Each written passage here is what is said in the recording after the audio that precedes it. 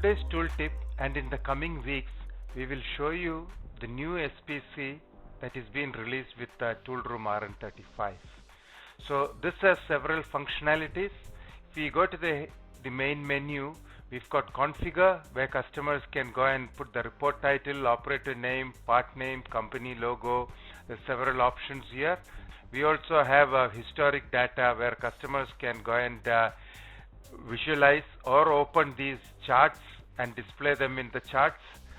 These data what is being done in the past. Also there are tabs for if you have multiple SPC operations, so SPC core, ODSPC, laser ultra, and all comes in a drop down menu. We also have revamped charts, a run chart, S chart, where it will be displayed if the data is available, histogram, trend chart. So there are several new options that's available with the current SPC. We also have a scroll bar where if you have multiple tools, you can actually watch the data or the run chart, how the tools are faring, are they within the tolerance, the nominal values.